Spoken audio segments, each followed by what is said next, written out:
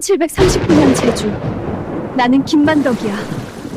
어린 시절 부모님을 한꺼번에 잃고 아버지 배가 풍랑에 가라앉았고 어머니마저 병으로 세상을 떠나셨어. 그때부터 모든 것이 달라졌어. 오빠들은 목동이 되어 일을 했지만 여자인 나는 외숙모집에서 눈치만 보면서 살았지. 결국 늙은 기생 월중선 할머니에게 보내졌어. 이제부터 너는 기생이다라는 말을 듣는 순간 내 인생이 끝난 줄 알았지. 할머니는 나를 혹독하게 가르쳤어. 노래, 춤, 검은고. 나는 미모와 말재주로 제주에서 유명해졌지. 하지만 매일 밤 속으로 되뇌었어. 나는 기생이 아니야. 나는 양반 집딸이야. 20대가 되던 해 더 이상 참을 수 없었어. 제주 목사님께 직접 찾아가 무릎 꿇고 울며 애원했지. 저는 양가의 딸입니다. 제 이름을 기녀 명부에서 지워주십시오. 친가의 강한 반대와 압박 속에서도 나는 끝까지 포기하지 않았어. 드디어 가나에서 내 이름을 기생 명단에서 삭제해 주었어. 나는 다시 양이 됐어. 그날 하늘을 보며 크게 외쳤어. 이제부터 내 인생은 내가 직접 벌겠다. 사람들은 비웃었지. 기생 출신이 무슨 장사를? 하지만 나는 내 안에 불이 붙었다는 걸 알았어. 기생 생활을 완전히 청산한 순간 진짜 내 인생이 시작됐어. 고아 소녀가 기생이 되고 다시 기생을 벗어나 자유를 얻었어. 이게 나 김만덕의 첫 번째 인생 역전이었지. 이 모든 고난을 겪으며 나는 깨달았어.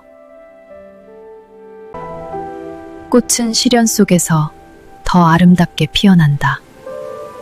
기생 명부를 벗어나자마자 사람들이 내 등 뒤에서 손가락질하며 비웃었어. 저 기생 출신이 감히 장사를 한다고? 웃기지도 않네? 그래? 그럼 두고 보라고. 나는 속으로 웃으며 생각했지. 좋아. 그럼 내가 직접 보여주마. 기생 출신이 어떤 장사를 하는지 작은 물건부터 시작했어. 이 귤 어때요? 오늘 아침에 딴 거예요. 손님들이 처음엔 의심했지만 발길이 늘기 시작했지.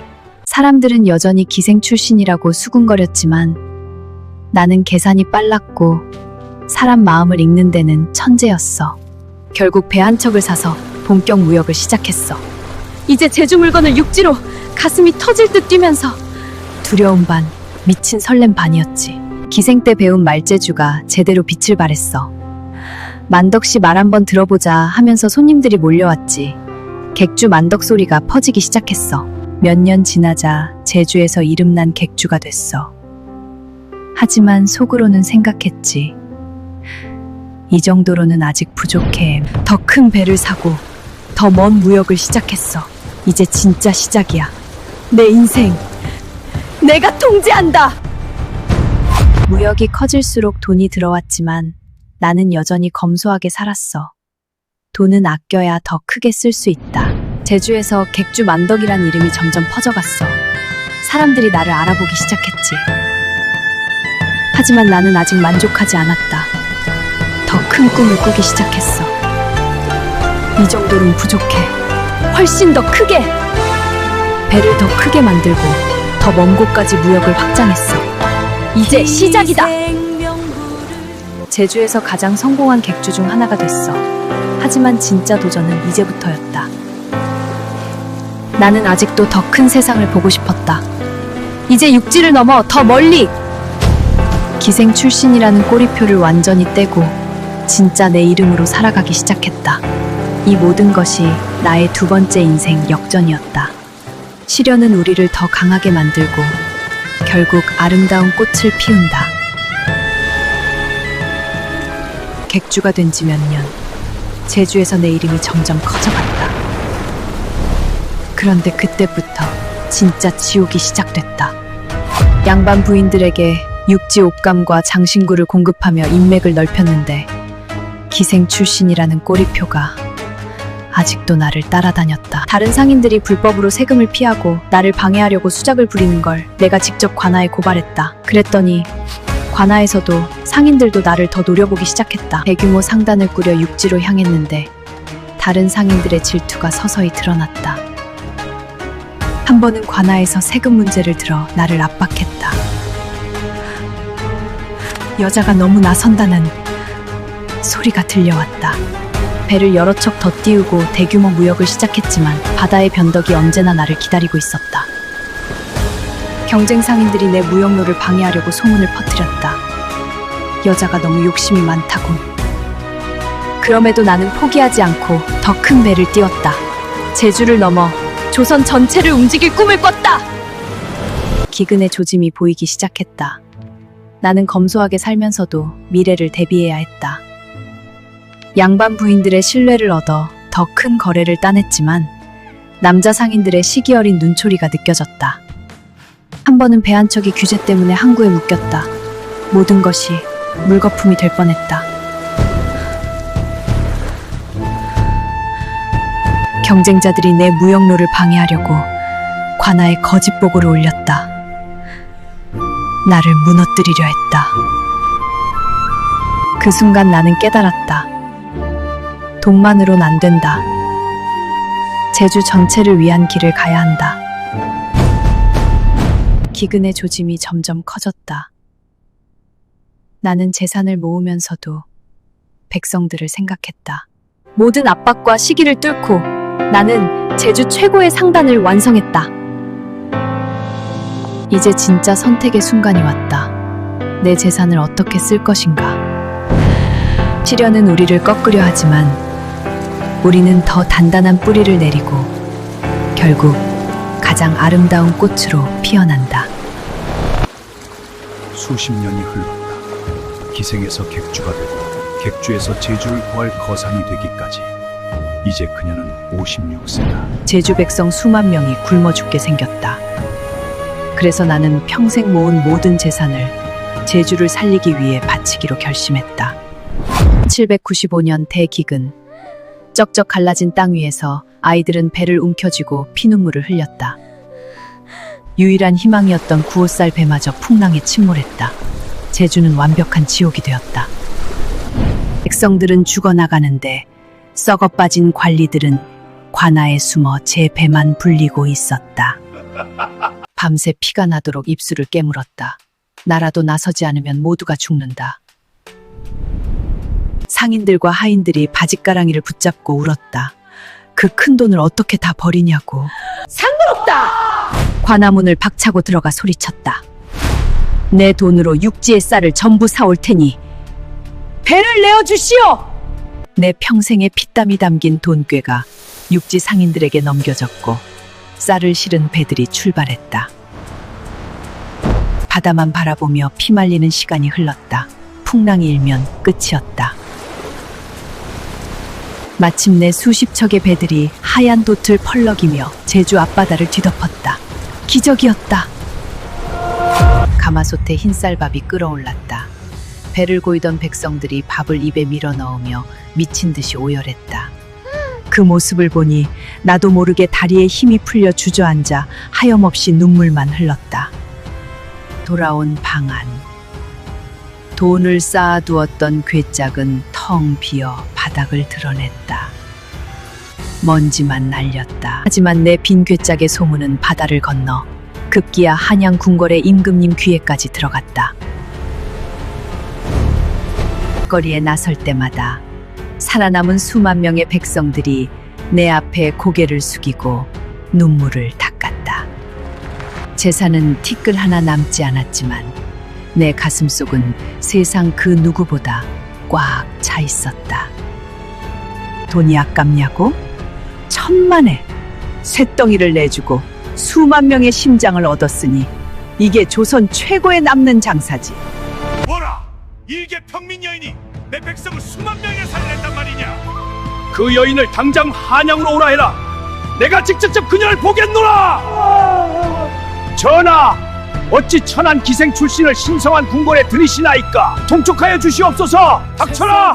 너희 양반들이 밥도 챙길 때 그 여인은 전 재산을 바쳐 내 백성을 살렸다. 제주의 어명이 떨어졌다. 평생 섬을 벗어나지 못하는 제주 여자인 내가 왕의 부름을 받았다. 수백 리 바다를 건너 한양 궁궐에 도착했다. 수많은 양반들이 날카로운 눈으로 나를 쏘아보고 있었다. 기가 죽을 이유가 없었다.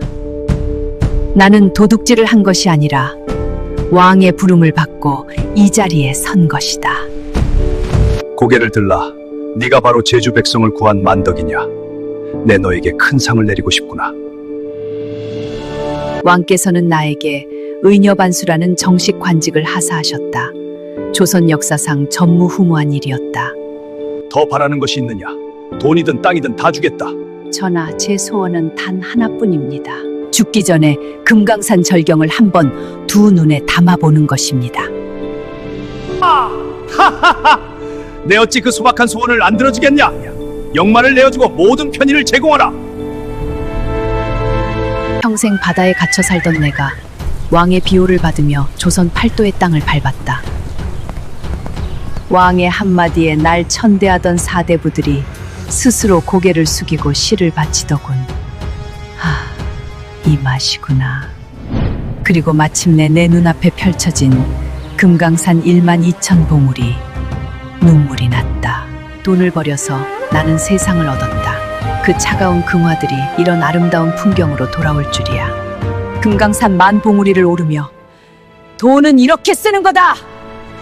진정한 부는 내어줄 때 꽃피듯 세상을 밝히는 법이다. 시체야! 할머니가 어떻게 한 번에 수천 양을 벌었는지 아느냐? 큰어머니! 육지 상단 놈들이 담합을 했습니다. 제주로 오는 소금배를 모두 막고 값을 10배나 불렀습니다. 버텨보라지. 소금이 없으면 제주 백성들은 결국 우리 발밑에 기어와 금부치를 바칠 것이다. 호들갑 떨지 마라. 쥐새끼들이 함정을 팠으면 그 위를 흙으로 덮어버리면 그만이다. 나는 이미 달포 전 놈들의 움직임을 잊고 청나라로 향하던 상선을 통째로 사들였다. 설마 이 제주도 지하 비밀창고 전체에 3년치 소금이? 창고를 모조리 열어라! 지죄지 소금값을 육전함들의 반환 값으로 후려쳐라! 만덕 할매가 소금을 풀었다!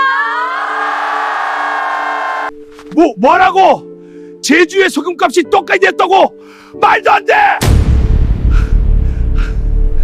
탐욕으로 가격을 올린 놈들의 소금은 결국 배 위에서 제값을 못 받고 허무하게 썩듯이 남아 상인들의 재산만 갉아먹었다. 만덕 어르신 알려주십시오. 전 재산이 날아갈 판입니다. 백성의 목줄을 쥐고 장난친 자, 상계에 발을 들일 자격이 없다. 이것이 시대를 읽는 정보전과 판을 뒤집는 압도적인 배포. 시체야, 상인은 돈을 좇는 자가 아니다. 시대의 길목을 지키는 사냥꾼이다. 돈은 칼과 같다. 욕심을 내어 쥐고만 있으면 결국 제 손을 베지만 한다. 백성을 위해 제때 휘두르면 세상을 베어가르는 명검이 된다. 명심해라. 돈은 쥐고 있으면 피비린 나는 썩은 물이 되지만 풀면 세상을 지배하는 거대한 강물이 된다. 나라에서 백성을 살리라 목사로 보냈건을 개만도 못한 짓을 하는구나. 수년째 이어진 끔찍한 흉년에도 놈은 그 피눈물 위에서 백성의 곡식을 털어갔다. 내 상단과 창고를 바치면 목숨은 살려주겠다고 비웃더구나. 내 상단을 삼키시겠다. 이빨이 다 부러질 텐데 감당할 수 있겠소. 이성을 잃은 놈이 관군을 끌고 와 내 창고 문을 부수었다. 하지만 놈들이 마주한 건 먼지 하나 없이 텅 비어버린 창고뿐이었다. 썩은 놈들이 냄새를 맡기 전 어젯밤 백성들에게 쌀을 모조리 나누어 주었으니까 분노한 놈이 세금을 빼돌렸냐며 내 목에 칼을 들이밀더구나. 나는 천천히 자리에서 일어나 놈의 발밑에 무거운 책을 집어 던졌다.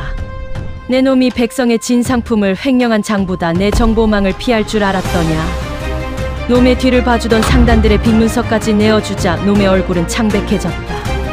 내일 아침 암행어사에게 이 장부가 도착한다. 넌 이제 빈털터리일 뿐이다. 제주를 쥐락펴락하던 권력이 내 발밑에 엎드려 살려달라 사시나무처럼 떨더구나. 백성의 피눈물로 지은 죄 유배지에서 갚아라. 당장 끌어내라. 조카 시체는 전율했다. 장부와 돈줄만으로 권력의 목을 베어버릴 줄은 몰랐다며 나는 바다를 보며 일러주었다. 진정한 부는 칼을 쥔 자의 목줄을 쥐는 것이라고. 백성의 눈물로 세운 썩은 권력 따위. 내 은전 한 입, 장부 한 장의 무게조차 감당하지 못할 것이다. 내 마지막 장부를 확인해 보니 남은 재산이 딱 0원이 더이다. 평생 뼈가 부서져라 짐승처럼 모은 그 거대한 부를 죽기 전에 왜 길바닥에 남김없이 흩뿌렸냐고 묻는 이들이 있어. 한때는 나도 이 빛나는 금은 보화가 세상의 전부인 줄 알았지. 굶주림에 쓰러져 흙을 파먹는 제주의 백성들을 보기 전까지는 말이오. 창고에서 썩어가는 쌀가마니를 보며 나는 비로소 깨달았소. 재물은 거름과 같다는 것을.